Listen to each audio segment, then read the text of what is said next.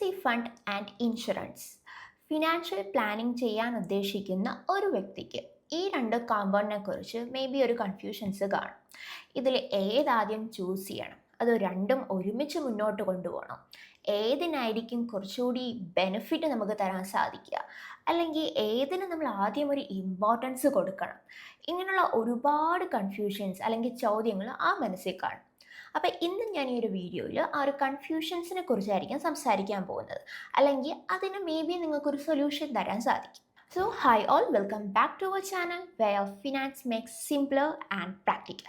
Emergency fund വേണോ വേണ്ടയോ എന്ന് തീരുമാനിക്കണമെങ്കിൽ ആദ്യം എന്താണ് എമർജൻസി ഫണ്ട് എന്ന് മനസ്സിലാക്കണം. എമർജൻസി ഫണ്ട് എന്താണെന്നും ഇതിൻ്റെ ഒരു ഡീറ്റെയിലിംഗ് ഞാൻ വേറൊരു വീഡിയോയിൽ ചെയ്തിട്ടുണ്ട്. ആ വീഡിയോയുടെ ലിങ്ക് മുകളിൽ കൊടുത്തേക്കാം.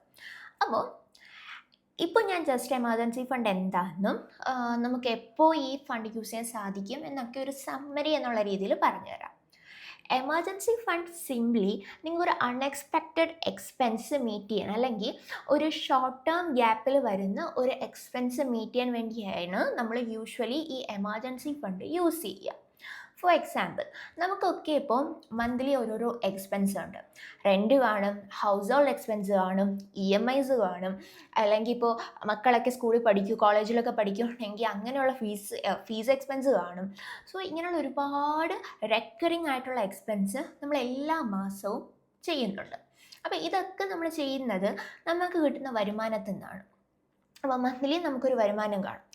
ഈ ഇൻകം എപ്പോഴെങ്കിലും നിന്നു പോയാലോ, അല്ലെങ്കിൽ നമ്മൾ ചെയ്തുകൊണ്ടിരിക്കുന്ന ജോലി നമുക്ക് പെട്ടെന്ന് നഷ്ടപ്പെടുവാണ്, നമുക്ക് ആ ജോലി നിർത്തി വരേണ്ട ഒരു സിറ്റുവേഷൻ വരുവാണ്. അങ്ങനെയാണെങ്കിൽ നമ്മൾ എങ്ങനെ ഈ എക്സ്പെൻസ് മീറ്റ് ചെയ്യും? നമുക്ക് ആക്ച്വലി ഇൻകം മാത്രമേ അപ്പോൾ നിൽക്കുന്നുള്ളൂ. ഈ എക്സ്പെൻസ് നമ്മൾ ചെയ്തുകൊണ്ടിരിക്കുന്ന കാര്യങ്ങൾ എല്ലാ മാസവും നമ്മൾ ചെയ്യേണ്ട ഒരു സിറ്റുവേഷനാണത്. അപ്പോൾ ഈ ഇൻകം ഇല്ലാതെ നമ്മൾ എങ്ങനെ ഈ ഒരു എക്സ്പെൻസ് മീറ്റ് ചെയ്യും? അങ്ങനെയുള്ള സിറ്റുവേഷനിലാണ് നമ്മൾ ആക്ച്വലി ഈ എമർജൻസി ഫണ്ട് യൂസ് ചെയ്യുക. സോ നിങ്ങൾക്കിപ്പോൾ ഒരു ജോലി നഷ്ടപ്പെട്ടു ആൻഡ് വേറൊരു ജോലി നിങ്ങൾക്ക് അന്വേഷിച്ച് കണ്ടുപിടിച്ച് കയറാൻ ഒരു സമയം കാണും.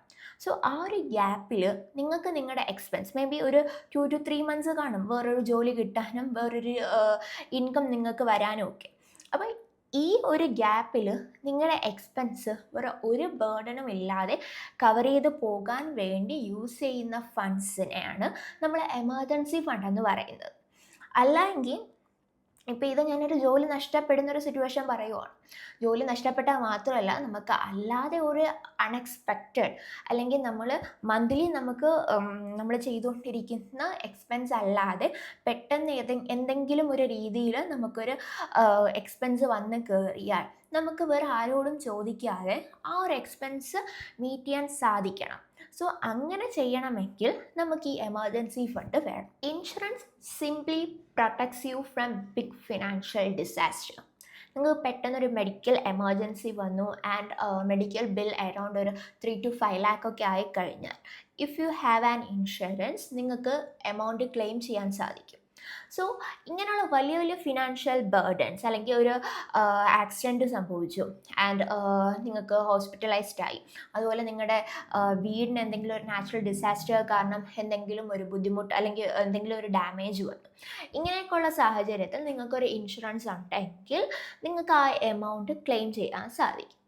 സോ ഇങ്ങനെയുള്ള വലിയ വലിയ ഫിനാൻഷ്യൽ ബേർഡൻസ് അവോയ്ഡ് ചെയ്യാൻ വേണ്ടിയാണ് നമ്മൾ ആക്ച്വലി ഈ ഇൻഷുറൻസ് യൂസ് ചെയ്യുക. പക്ഷേ ഇവിടെ വരുന്നൊരു പ്രോബ്ലം എന്താണെന്നറിയോ? ഇങ്ങനെയുള്ള ഇൻഷുറൻസ് ആക്ച്വലി എല്ലാ എക്സ്പെൻസും കവർ ചെയ്യണമെന്നില്ല. ഓക്കെ, ഇവർക്ക് കുറച്ച് പോളിസീസ് ആൻഡ് കണ്ടീഷൻസ് കാണും. ഈ പോളിസീസൊക്കെ മീറ്റ് ചെയ്യുന്ന എക്സ്പെൻസ് മാത്രമേ നമുക്ക് ഇൻഷുറൻസ് ത്രൂ ക്ലെയിം ചെയ്യാൻ സാധിക്കത്തുള്ളൂ. അപ്പോൾ ഇങ്ങനെയുള്ള എക്സ്പെൻസ് നമ്മളപ്പോൾ എങ്ങനെ മീറ്റ് ചെയ്യും? സോ നമ്മൾ പെട്ടെന്ന് ഒരു ഹോസ്പിറ്റൽ കേസ് വന്നു ആൻഡ് ഇൻഷുറൻസ് നമ്മൾ ക്ലെയിം ചെയ്യാൻ വേണ്ടി കൊടുത്തു. അപ്പോൾ അവർ പറയാം ഇന്ന എക്സ്പെൻസ് ഇതിൽ വരത്തില്ല എന്ന് പറഞ്ഞു കഴിഞ്ഞാൽ നമുക്ക് എന്ത് ചെയ്യാൻ പറ്റും? നമ്മളവിടെ സ്റ്റക്കായി പോകും അല്ലേ? അപ്പോൾ ഇങ്ങനെയുള്ള അൺഎക്സ്പെക്റ്റഡ് എക്സ്പെൻസ്, അല്ലെങ്കിൽ ഈ ഇൻഷുറൻസിലൊന്നും ഇൻവോൾവ് ആകാത്ത, അല്ലെങ്കിൽ നമുക്ക് ഇൻഷുറൻസ് ത്രൂ ക്ലെയിം ചെയ്യാൻ സാധിക്കാത്ത എക്സ്പെൻസ് ഒക്കെ മീറ്റ് ചെയ്യണമെങ്കിൽ, പെട്ടെന്ന് നമുക്ക് മീറ്റ് ചെയ്യേണ്ട ഒരു സിറ്റുവേഷൻസ് വന്നു കഴിഞ്ഞാൽ നമുക്ക് ഈ ഒരു എമർജൻസി ഫണ്ട്, ഞാൻ നേരത്തെ പറഞ്ഞ ആ ഒരു ലിക്വിഡ് ഫോം ഓഫ് ഫണ്ട് നമുക്ക് വളരെയധികം യൂസ്ഫുൾ ആയിരിക്കും. So actually emergency fund and insurance ഈ രണ്ടിൻ്റെയും ഒരു കമ്പൈൻഡ് ഫോമാണ് എപ്പോഴും യൂസ്ഫുൾ. പക്ഷേ ഇപ്പോൾ എന്നോട് ഒരാൾ ചോദിക്കുവാണ്, ആക്ച്വലി എനിക്ക് ഈ രണ്ടും ഒരുമിച്ച് ഇപ്പോൾ കൊണ്ടുപോകാൻ സാധിക്കത്തില്ല, ബിക്കോസ് എനിക്ക് അത്രത്തോളം ഇൻകം ഇല്ല. അങ്ങനെയാണെങ്കിൽ ഞാൻ ആദ്യം ഏത് ചൂസ് ചെയ്യണം, അല്ലെങ്കിൽ ഏതിന് ഞാനൊരു ഇമ്പോർട്ടൻസ് കൊടുക്കണം? എമർജൻസി ഫണ്ട് കൊടുക്കണോ, ഇൻഷുറൻസിന് കൊടുക്കണം?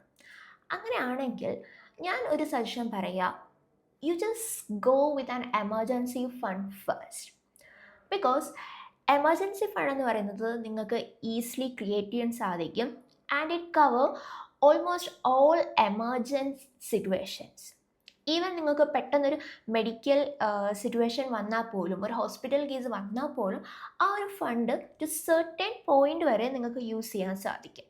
ഈവൻ നിങ്ങൾക്കൊരു ജോബ് ലോസ് വന്നു കഴിഞ്ഞാൽ ഇൻഷുറൻസ് ഉണ്ട് എന്ന് കരുതി നിങ്ങൾക്ക് മന്ത്ലി നിങ്ങൾ മീറ്റ് ചെയ്യേണ്ട എക്സ്പെൻസസ് ഒന്നും കവർ ചെയ്യാൻ പറ്റത്തില്ല. സോ നിങ്ങൾക്ക് ഇപ്പോൾ ഒരു ഇൻഷുറൻസ് തുടങ്ങാൻ പറ്റത്തില്ല, അല്ലെങ്കിൽ അത്രത്തോളം ഇൻകം ഇല്ല, അല്ലെങ്കിൽ ആ രണ്ടും നിങ്ങൾക്ക് ഒരുമിച്ച് കൊണ്ടുപോകാൻ പറ്റാത്തൊരു സിറ്റുവേഷൻ ആണെങ്കിൽ ഞാൻ സജസ്റ്റ് ചെയ്യുക, ആദ്യം നിങ്ങളൊരു എമർജൻസി ഫണ്ട് ക്രിയേറ്റ് ചെയ്യുക.